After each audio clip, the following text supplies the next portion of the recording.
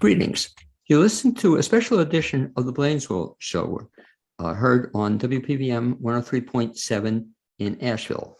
Ordinarily, we're on Wednesday mornings at 9 a.m., but the special Facebook-only edition is being taped now to tell you folks about an exciting program that's coming up. And I'm your host, Blaine Greenfield. It's my pleasure to introduce my two guests tonight, and they are, let me see if I get the names correct. It's Bryan, and the last name, Bryan? Hilemon. Hilemon, I'll have you get it right. And TJ, last name? Shimeld. That's why I pronounce it correctly that way. So you guys pronounce it. That's right. You can't mess up. Also, by the way, if you want to wave to all your fans and friends in Facebook world, so if you're watching, you can see Bryan and TJ. I'm really excited, guys, for putting together this special show. We're going to talk about a special show, actually, that you guys are involved in. There are two such shows. And before we even talk about the special shows, we should mention that they are both going to benefit a marvelous nonprofit organization called the Vanishing Wheelchair. And TJ, as I understand it, you and Ricky Boone put this organization together. Is that correct? That's correct.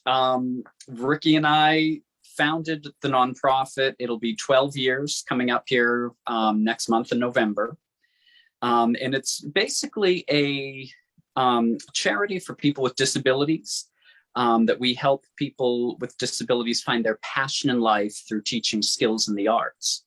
And then we give them an opportunity to use that passion and use those skills they've developed to perform in front of a live audience at our little theater in Asheville, the second Friday of each month at 7:30. We're there and put on a variety of different performances. Sometimes we have all magicians. A lot of us are magicians. I don't dress like this every day, you see. We also have other talented jugglers. We've had dancers and singers and just a variety of entertainment. What gave you the idea to start the Vanishing Wheelchair? Well, Ricky Boone himself, I had met Ricky when I first moved down to this area 15 years ago. And of course, being a magician, my first place I found was a magic shop. And I walked into Magic Central. And there I saw this little man, almost, some people have said, almost looking like a ventriloquist dummy, sitting in a wheelchair, between the displays. And at first, I felt very embarrassed for him. I felt bad. I thought this guy was here just, watching the shop while the owner was away. And I sort of diverted my eyes. And I saw on the shelf next to me as I'm walking in, all of these awards, all saying, the first place in close-up magic, Ricky D. Boone. First place in stage magic, Ricky D. Boone. Lifetime Achievement Award in magic, Ricky D. Boone. And I really thought, I really want to meet this guy, Ricky Boone. And when I get up to the front, the little man in the wheelchair holds up his hand in the only way he's able to shake my hand. And he introduces himself. Hi, I'm Ricky Boone. And I was just blown away. I mean, thinking that this guy in his condition accomplished all of this in his life and owns a magic shop on top of that, successful magician, magic shop owner, inventing magic tricks. We talked for hours. And as I like to say, he did the most amazing trick of all that day is he made his wheelchair vanish. Oh, and of course, it was still there. He still needs it to get around. But I no longer saw the wheelchair. I saw Ricky for who he was. And that was sort of the beginning that we wanted to give that opportunity of what Ricky had. He always had a reason to get up in the morning. Magic was his passion since a child. And those he knew that had different disabilities in the school he went to, a special school in Asheville, a lot of them after they graduated just seemed to pass away because they didn't have meaning in their life. They didn't have a reason to get up in the morning. And so that's what was the beginning of the Vanishing Wheelchair, that we wanted to give people this meaning, this passion, because if you don't have that, then, what's the point? We just sit around and rot. We need a reason for life. There are two things. TJ, as a follow-up to your point about the Vanishing Wheelchair. The first is the fact that you then, at some point in time, wrote a book, I guess, about Ricky in particular. You want to talk a little bit about that? Well, yes. So right here, the book. Now this came out. It's called The 4-Foot Giant in the Vanishing Wheelchair. This is a biography of Ricky's life. He asked me to write this. I've written other books on magic and magicians, magic history, and this was kind of unique. And you can kind of see some of the pictures there of Ricky and his zaniness there on the back. That, you know, Ricky has lived, you know, he was never supposed to live past the age of 4. And he is now in his 60s. He's overcome so much. And I was inspired to write about him because I wanted to share his story. And then he told me, you know, TJ, you're not going to make any money off of this. And I said, well, you know, what do you mean? People are going to want to read about this. You've lived an interesting life. And he said, no, people will buy it. You are just not going to make money on it because we're going to use this to start a nonprofit. He said he's been very fortunate in life that he's been given a voice where a lot of people don't have that voice, and he wanted to use that to help others. So we came out with the book and used the proceeds to begin and launch the Vanishing Wheelchair. And we had such wonderful help along the way. And in particular, you know, my story, Ricky knew he wanted me to be the one to write the book and to help him with this nonprofit because of a little incident that occurred right after meeting Ricky. He had invited me to the Magic Club, the Western North Carolina Magic Club in Asheville, and I sort of disappeared for a while. And if you don't mind, if I share this story, and I have a little magic trick to go along with it here too. You know, Ricky had approached me with this opportunity because he said that I had the experience of seeing a little bit of what it was like to be disabled. It was the worst moment of my life, and I have also said the best moment of my life because it really opened my eyes that I was in a rather severe car accident shortly after meeting Ricky, with my wife and child in the car, and we had to swerve off the road from an oncoming traffic that was passing in a no passing zone. And I broke the bones in my left hand. I was never supposed to be able to move this hand again. But what got me through, of course, I was at a very low point. I was out of work. I had to cancel all the shows I had. I had this child that had just turned 1 that I couldn't care for. And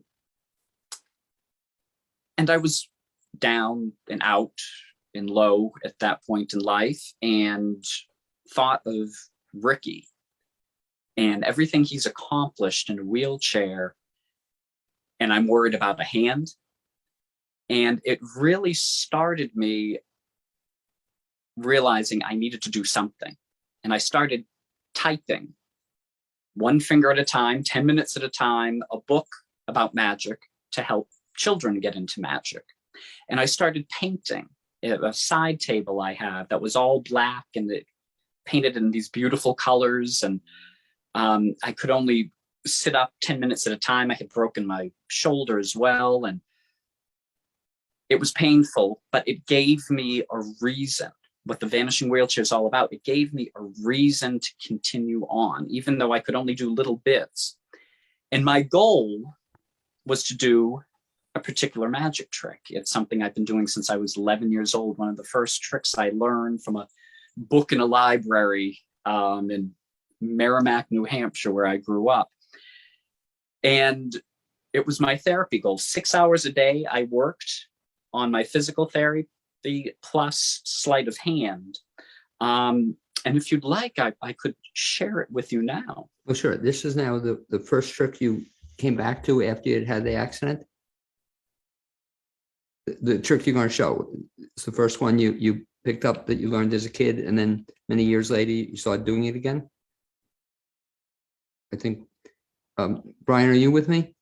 I'm still with you. Yeah, It looks like his image is frozen. So okay, I well, a think little we may bit. have So lost as we get back, TJ, let you and I talk a little bit, Bryan, and Sure. we'll get TJ back. Bryan, so the first question I ask usually of people, because I've met TJ before, but I never met you before. You grew up where? Well, for the first 6 years of my life, I lived in a little tiny town called Bulls Gap, Tennessee. It's just outside of Greenville, Tennessee. When I was 6 years old, I had some severe allergy reactions and was having trouble with the environment, I guess you would say, in Tennessee. So my parents did some research and moved me here to Asheville shortly thereafter, in the hopes that the allergens and such here were much better. Few years later, they'd find out part of it had to do with the fact that I was epileptic. And so the reason I asked that, so when you were as a kid growing up, did you know you wanted to be a magician? So when I was 6 years old, I first saw David Copperfield on TV, and I thought it was fantastic. I thought it was absolutely amazing. From there, I saw Harry Blackstone shortly thereafter, which was a different type of magic, not quite as glamorous or grandiose necessarily, but still very intriguing and very good. So to a degree, yeah, mostly I've always kind of wanted to be a magician. I got my, oh, I'm sorry. No, go ahead. You got your. I got my very first paid show when I was 9 years old. Now, it wasn't much. It was just a friend of mine's birthday party, but it was a lot of fun. And that really kind of is when the bug bit me to go out and start performing as much as I possibly could. So you've been performing ever since then? Absolutely. Okay, very cool. And I think we got TJ back in. TJ, are you with us? I don't, wait, we're having problems. I don't have your no volume, TJ. I think that'll help. Your mic's muted. Yeah. There we go. Can you hear me now? Yeah, now we can hear you. So Bryan, we're going to come back to you in just a second. But TJ, we got cut off there. Are you going to show us this one trick, if you would? Yeah, that's right. Well, Blaine, that was my disappearing act I just did, but I'll do one more for you as well here. Wow, that Bryan, pretty impressive, huh? Okay. Totally. He went right away. Wow, very good. Okay, so that's one of your two tricks today, TJ. Let's see the other one. That's right.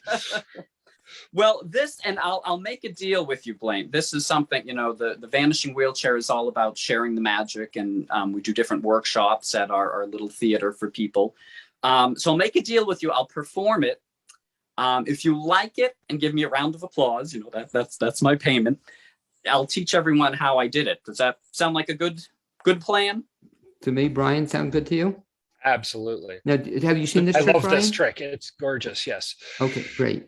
Yeah. Well, first, you see, we start off with a red handkerchief. Right. And you simply push it in your left hand.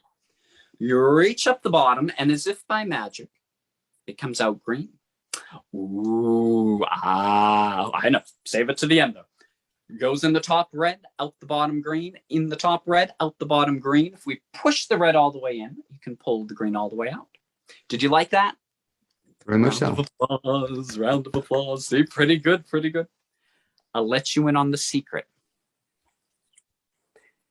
It was done with two handkerchiefs. I know you guessed that. We cheat just a little bit. Now, this is a setup. You want to go out and get yourself two different color handkerchiefs. They have to be different or they don't see a change. They can be any two colors, just as long as they're green and red. And you find yourself a beautiful set piece like this, and you go back there and set this up, or just go in the other room, and you tuck one of those handkerchiefs into your fist so nobody sees it. Now, it's important you put it all the way in, or else when you come out, it's kind of obvious there's a handkerchief there. So you tuck it in just like so. Now you can begin your magic. You go out in front of any kind of an audience, mother, father, sister, brother, anyone you want. Ask if they want to see some magic. Now, hopefully they say yes. If they say no, well, just do it anyway. But you have a problem. you have that handkerchief here in your left hand. So if you keep that left hand there closed, they'll never see it. You got it? Now you can begin.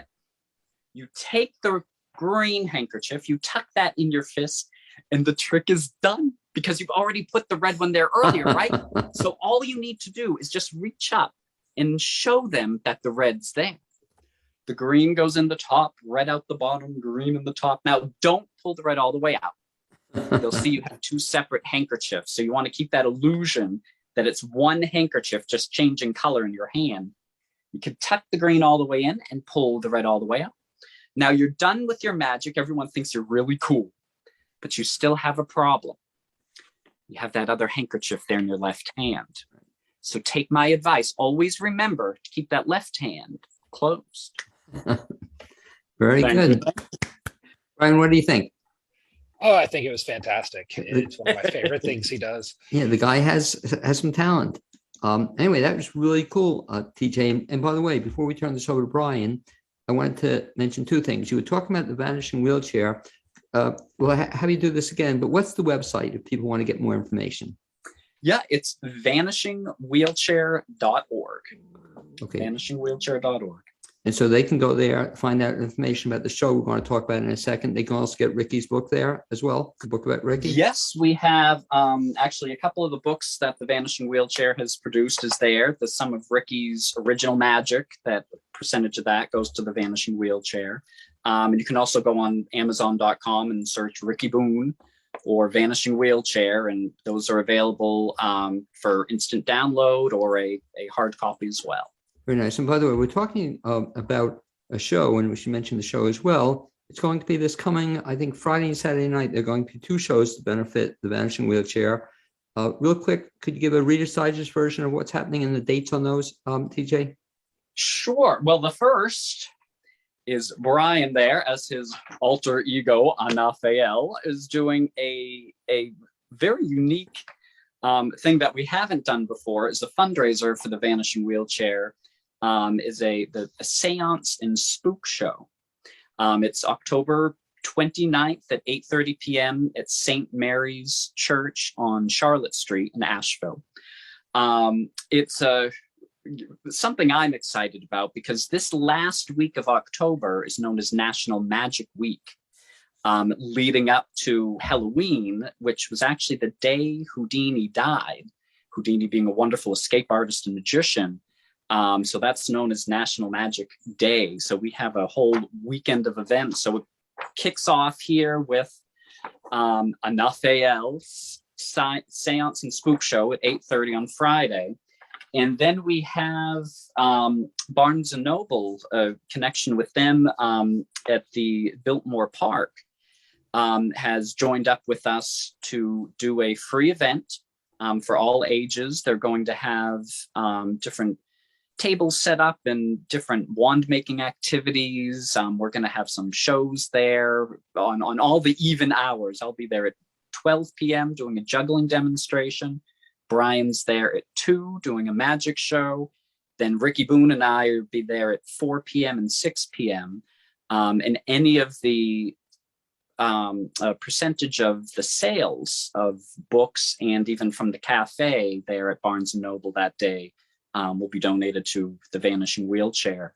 And Ricky and I will also be available. We'll have his books there available so we can sign those and personalize those as well to people that come out on October 30th, Saturday. And that's an all-day event. It's from like 11 a.m. to 7 p.m. that day. Very exciting. And we'll go back to then Bryan. So Bryan, the first question I have to ask you then, you're telling me a little bit about your background, started as a 9-year-old, whatever. I have this great idea, Bryan, for a fundraiser. I want TJ to keep this one in mind, but I've talked about theater people about this, but I'm talking about magicians now, TJ. I want everybody to go back and recreate their first performance. So I'll ask you, Bryan, you're a 9-year-old. Do you have a videotape of that? I don't believe so. No, when I was 9, this was back in the 80s. VHS was just really getting started. There wasn't a lot of video of stuff back then. Wouldn't that be a cool thing to do? So we could tape then the trick you did at 9 years old or something you did at 9 years old, to live forever. TJ, same thing too. Do you remember when did you first get into magic? Yeah, well, I got interested in magic when I was 7 years old, Right. seeing a performance in Beverly, Massachusetts of Le Grand David and his own spectacular magic company. That's kind of where I got my style of dress. I wear a lot of different costumes and things when I perform. And I started professionally performing. My first paid show was when I was 11 years old. Okay. Do you remember doing a now? Same thing birthday too. party. Do they have a videotape of that? I'll have to search around. I know there are some things that exist from when I was younger, but I'm not sure if the 11-year-old range we have anything. Well, I want to make an offer to you very seriously, and I'll help volunteer with the Vanishing Wheelchair. Let's talk about the possibility of getting a whole bunch of magicians doing either the first trick ever or one of the first tricks. We do it Vanishing Wheelchair or a bigger venue. But wouldn't that be a fun thing to do? I think It that would is. be great. I think it would be fabulous. I mean, just keep that in mind. I want to come back to TJ to do it.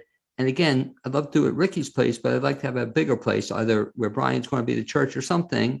And people would just come, all the magicians, and can imagine be able to show it, Brian, to their kids, grandkids, family, whatever. Here's what I look like. And it doesn't have to be the exact first thing, but it would be fun if they did. And we'd have a show on that. So TJ, let's talk about that off the air. Yeah, I like it. I like it. Okay, but Brian, back to you. So it's cool. So that's pretty interesting. That as a 9-year-old, you had your first paid gig. Yeah, my first paid gig. Like I said, it was just a friend's birthday party. So it didn't, to me at the time, feel very professional, but it made me realize later on just what went into a magic show, because there was a lot of planning in there when I was getting ready for his show that I wasn't thinking about before that point. And so it really kind of helped set me up for the success I've had in doing magic. I'm looking in the background. I don't see a framed check or the first check you got. No, nothing like that. I think I was paid something like $10, so I got like a $10 bill. So, but anyway, so I didn't see you saved it. You probably spent it. Probably bought another trick with it for $10. Oh, absolutely. At night, I almost guarantee it. No, but I'm saying, but I just love that. So keep that in mind. So we're going to ask TJ, we're going to ask Brian to do his first trick as a 9-year-old. Recreate. Wouldn't that be a fun thing? To recreate. I have just the trick. It's one taught to me by my uncle.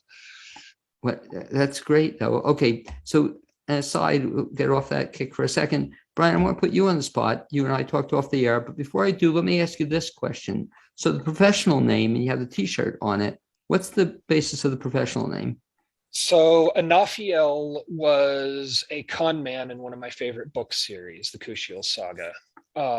His ability to be subtle and read into subtlety was unparalleled, and that always spoke to me. Now, I didn't choose this name until probably about 10 to 15 years ago, after I worked with a company called Laughing Pan Productions. Laughing Pan Productions made pen and paper role-playing games similar to Dungeons and Dragons. And I was featured in one of their books, and a picture of me, or picture very similar looking to me. And the writer of that book came up to me and asked me, hey, would you be interested in traveling around with us to conventions and do your magic and promote our products? And so that's kind of how I got into corporate gigs early on. We traveled to Dragon Con, Origins, Gen Con, a few different places all over the country. And it got me out and really seeing what it was like to perform on a professional sense, and also what it was like traveling the country. Now, unfortunately, a few years later, they went out of business. And I was stuck without a job. So I come home and I'm like, well, what do I do now? And so that's when I started planning and trying to build this persona and this identity. At first, I focused mostly on gambling magic, doing things like cutting the aces and second deals and mostly card tricks. But I wanted to get back to my roots and really put a bit more of myself into the show. And ever since I was a young child, I've always been really big into horror movies and spooky things.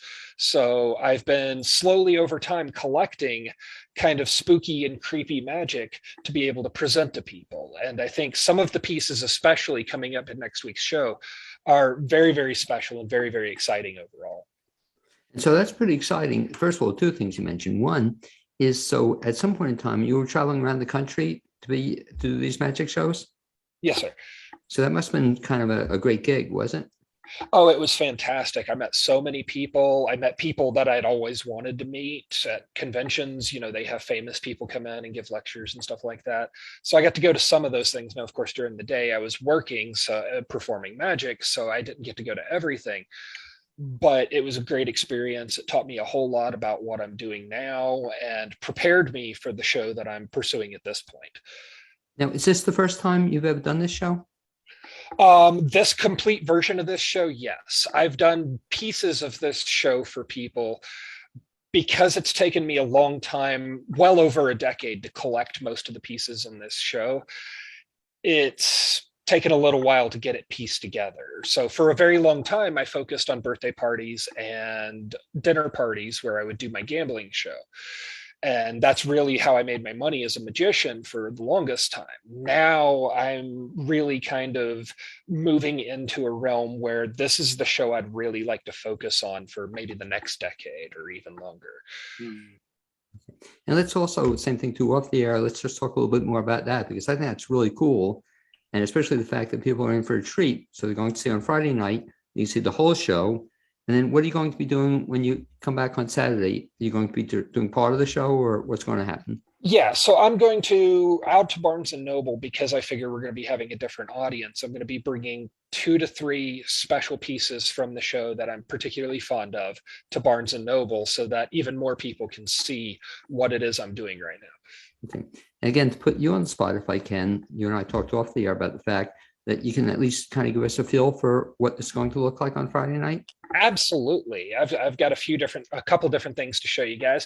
Now, these are pieces of my opener for the show. So if you come out to the show, you will see these things. Right now, what I'm going to show you is called an imp bottle. To give you a little bit of background, imps traditionally were believed to be little devils, little demons that caused all sorts of mischief. In fact, often people would blame things that happened, losing their socks or a window gets broken or something like that, on the imps. Now, when it comes to seances, mediums would have things like this sitting around their house, mostly so that if someone came in and went, "What's that?" they could show them, and then they could see, oh, well, clearly the medium's something real because they've got these strange magical objects around their house. So the imp bottle was a bottle that was purported to have the imp trapped inside. Basically, a witch or a medium or someone had gone out and gone to the trouble of capturing the little thing and putting it inside. Now, I believe he's been a little rambunctious today, shall we say. You'll see when I tip it over here, he actually won't let me lay the bottle down. He's been rather chaotic. Whoa. And he often jumps off the table trying to break the bottle because he wants out badly. It's made of solid wood. It's a really beautiful little piece here. And I'll tell you, the imp, it can be soothed. You can actually have it calmed down by blowing in it with a little bit of whistle. It likes a whistling wind. And once you do this, if you soothe the imp well enough, he'll let you lay the bottle down with little issue. Very cool. He'll go right to sleep and be nice and calm and nice and relaxed. Now, of course, this is really easy to overcome. You just shake the bottle real good and it gets him all riled up once again. And then, of course, he tips right over and isn't able to lay down once again. And so that's an imp bottle, just one of the many pieces in the weird esoteric occult collection that I've put together.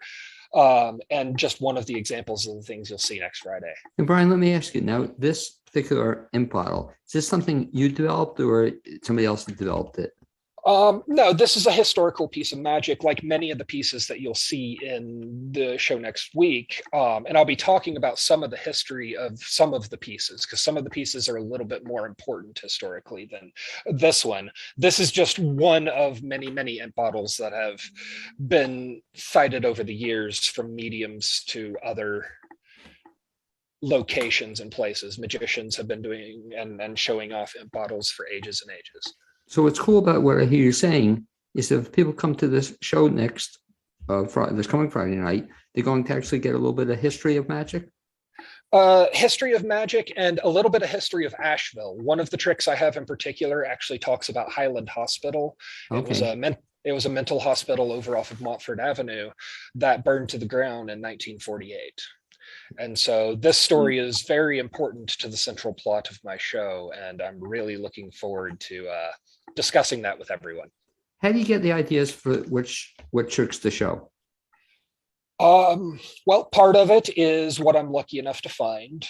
Things having to do with spirits and devils and demons and occult things in general tend to be a little harder to locate in the magic world than things like playing cards and coins and even handkerchiefs and such. And so it takes some collecting. And so when I find a piece I find is particularly interesting, I usually grab it up as soon as I possibly can. And then I see what it does and try to work something out from there. And this certainly, it sounds like going to be the perfect show to get people to move for Halloween. Oh, absolutely. It's ideal for Halloween. It's going to have that entire spooky atmosphere to the entire show. If I can ask you again, Bryan, just give the details. Let's talk first of all about the Friday night show. So you're going to be doing a one-man show on Friday night, October. Kind of. So I'll have an opener. Ricky D. Boone, that's right. Ricky D. Boone, who TJ was talking about earlier, is actually going to be opening for me that night. He's got a couple of spooky things that he himself does as well. And I'm looking forward to seeing those things again in person myself. And then once Ricky's done with his 20-minute set, we'll have a short break, and then we'll get into the full seance show. Okay. And that's going to be on Friday. What date is that again? That's Friday the 29th at St. Mary's Episcopal Church, and it starts at 8:30 p.m. Okay, and if people want information on that, what's the best bet? So go to vanishingwheelchair.org. They have a shows page. If you scroll down, you'll be able to see a link to the shows. And right there's all the information you need for coming out to the seance show, as well as the ability to buy tickets right there online. Okay, great. So lots of luck with that show. I'll go back to TJ again, because I know TJ, I was going to give you a second shot to show a trick, and I'm still thinking about that first one, TJ. I haven't quite figured that out. I mean, I was with you until, I don't know, I'm still looking for the handkerchiefs, but you have another one?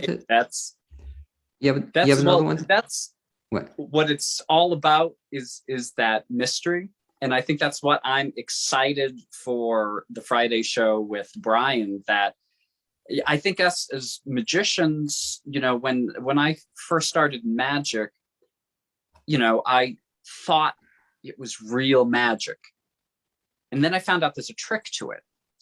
And that as my goal as a magician is to be able to bring that mystery to my audiences. And for me, things like what's going to be on Friday night, what Bryan's presenting, that still has a little bit of that mystery there, that, it's with the history of everything. And there's still those questionable things out there. And Halloween's a wonderful time to think about that, we don't necessarily know everything there is to know out there. As you said, I'm still trying to figure out how Bryan got that little guy in that bottle, and how you got him to go to sleep and then woke him up. That's pretty cool. But let me ask you both, or Bryan, I'll ask you first, and I'll ask TJ. In terms of the show, first of all, on Friday night, kid-friendly or better for adults, or what would you call it? There are some slightly adult themes in it, but certainly kid-friendly. There's no cursing or anything like that. And the worst topic we talk about is a particular murder that happened, people dying in general. So it's a bit morose. So it's really more, I'd say it's PG, parental guidance, depending on what you feel your kids can handle. Do you prefer performing for kids or adults? Oh, goodness. It really depends. I've had really incredible kids shows that were just a lot of fun, but I've also had very chaotic ones. I've also had some adults who just didn't take to my magic, who didn't really care for my show. So it's hard to say. I definitely think I make connections better with adults. I think the adults are able to come in and have a bit more of a personal experience with some of the magic that I do that maybe the kids don't necessarily get because it's a little too subtle for them to connect with. And I'll ask TJ the same question. Performing kids or adults, do you have a preference? Yeah, well, I always build myself as a family entertainer.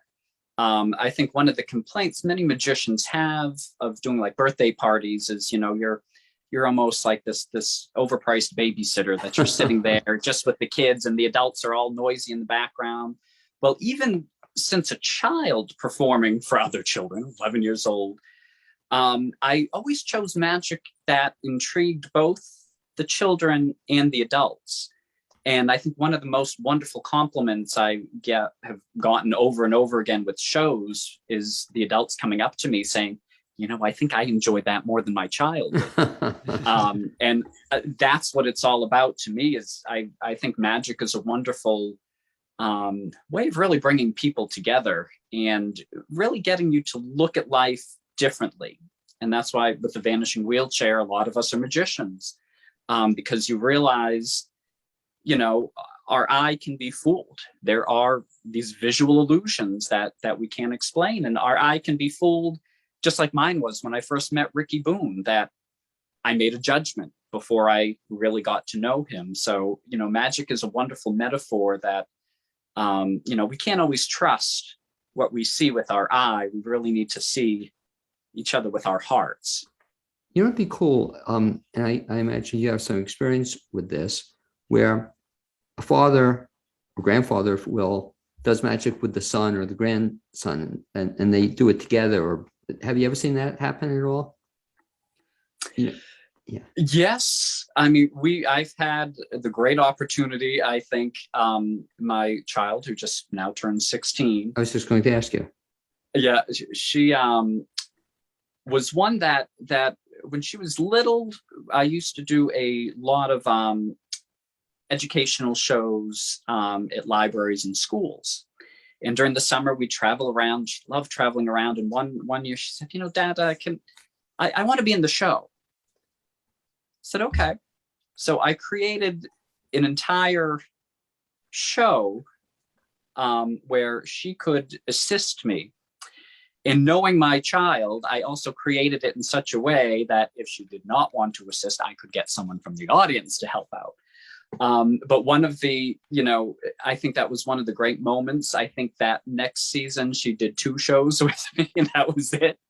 But it was more when the grandparents were in the audience and she wanted to, kind of show off. So I really loved that moment. And one of my favorite little snippets of video is doing one of the first tricks I learned was the linking rings, where these solid rings link and unlink. And she was there with me doing the same thing at 5 years old. And, and she can still do them. She won't get in front of an audience anymore. But, Opal's been really great with growing up in magic. But, as a father, allowing her to find her own way. So I was going to ask you, so right now she's not doing magic, is that correct? That's right. Yeah. She's much more into Minecraft and, video games and all of that. And let me ask you then, TJ, put you on the spot again. Before we close, you said you have a second thing you'd like to share with us. Do you care to share? Well, basically, I like to show this because a lot of people, especially this time when we're recording, we're in a pandemic, and money might be tight and stuff for people because a lot of people want to help the cause of vanishingwheelchair.org, but don't know exactly what they can do. So I've sort of brought this, if you listen to Ricky D. Boone, he tells you go out, you empty your savings account, and you give that to the Vanishing Wheelchair. So I went out and did just that. $600, it's been a tough year. $600 we have here. 1, 2, 3, 4, 5, $600. So, yes, if you have the money, we have a donation site, vanishingwheelchair.org. You can give a donation. Anything helps. Maybe you go on the site and you purchase a book. That helps us as well. Whatever you can give, if it's $1, if it's $100, please do so. Because I have found The more we give, the more we get. And as we give, we shall receive. And look, even though we gave that money, we still have here 1, 2, 3, 4, 5, $600. That's 1, 2, 3, 4, 5, 6. But you know, maybe you're not able to give money to the Vanishing Wheelchair. Maybe you have a talent. Maybe you have more time than money. We can use that. That has a value that we can use. You can help us, like at Anafael Bryan's show Friday night. We have volunteers there at 8:30 to take the tickets, to help us sell the tickets. We have volunteers to help us set up and tear down after shows. And when you give, you shall receive. And look, we still have the 1, 2, 3, 4, 5, $600. That's 1, 2, 3, 4, 5, 6. But maybe you don't have the time. Maybe you don't have the money to give. Maybe you're busy at work, and we understand. But you could help us by passing the word. Let people know about the seance show Friday night at 8:30. Let people know to come to Barnes and Noble. Pass the word. Share this video with others, because that is the key. We don't want to keep the Vanishing Wheelchair hidden. Even though we're magicians, we want people to know. So share that, because when you give, you shall receive. And we still have the 1, 2, 3, 4, 5, $600. And when we give, if it's with our money, with our talent, with our time, or just sharing our experience, we get so much more in return. Very nice. Thank you. What do you think, Bryan? Yes. I wish I could make money like that. That was great. Hey guys, I see we're up against the clock, so I'd like to just kind of recap that if you want to see Bryan or TJ this coming week, October 29th and 30th, and Bryan will let you give one more time a quick overview of your show, what's going to happen on the 29th that TJ is holding up. Bryan, you want to talk about that show again one more time? Sure. So yeah, Friday night, 8:30 p.m. at St. Mary's Episcopal Church. We'll be doing some spooky magic. Ricky D. Boone will be opening up for me that night. He'll be doing, I think, some things having to do with Houdini. So you'll get a little bit of information on Houdini, I believe. I'll be doing things very similar to this. I have a different imp bottle for you here. This one's made of metal. Brass to be exact. And this guy was blamed for many, many different thefts. Now, I won't put my finger in there. He bit it once. And so what I do is I use a bit of a rope. He likes to grab onto things and doesn't like to let go. Come on, grab it, you little guy. He's a little stubborn sometimes. He doesn't like doing this as much because he doesn't get to keep it. But if I can get him to grab onto it, he'll actually hold right onto the end of the rope there for us. Now, of course, I can set this down. Oh, come on, let go, let go. And he'll let right go of the end of the rope there. So you'll be seeing that trick as well on Friday night? Yeah, so like I said, these two tricks will comprise my opener to the show. We'll be talking about imps and demons and their meaning to seances in general. And you'll get to see these things in a live setting, perhaps better visuals there. I don't know how well my camera is coming through, but you'll also get to see all sorts of other things that night as well, just as strange and odd. Great. I'd like to thank you, Bryan. I think Bryan's still with us, and TJ, same thing too. What happens on Saturday one more time? Yeah, so Saturday at Barnes & Noble in Asheville in Biltmore Park. all day long event. It is a free event. We have free shows going on pretty much every other hour. So beginning at 12 p.m., I'll be doing a little bit of juggling demonstration and workshop there for people. We'll be talking about that. And 2 p.m., Brian's doing some magic. Then at 4 and 6, Ricky Boone and I will be available to sign his book, do some magic for you, and a percentage of everything you purchase that day at that Barnes & Noble goes to help our cause, Vanishing Wheelchair. Great. And one more time, if folks want to get information about either Friday night or Saturday or both, best bet is to do what? Yep, vanishingwheelchair.org is our website. You can also find us searching for us on Facebook, vanishingwheelchair.org as well. We have a group there that presents all of these things, and we have some, inspirational things and stuff like this will be there as well. So, and one last question to TJ, then I'll ask Brian as well. If folks want to find out just about you, TJ Shimeld, is there a Facebook page or a website just for you? Yep, I do have a public profile, TJ Shimeld, SHIMELD. My performances, I actually do my costume character is known as Wendell Wandell, like a magic wand, and you can find me at Magic Wandell, WANDELL.com. Okay, I've seen you as that character, loved it very much. So Brian's last question for you, same thing too. Folks want to find out information just about you or follow you, what's the best bet? Well, I am on Facebook. I also have my own website and YouTube channel. You can search Charlie Chalkdust on YouTube and find the YouTube channel and see some great videos there. You can come over to my website. It's a little bit different in name. It's Shinobi, SHINOBI, hunterphotography.com.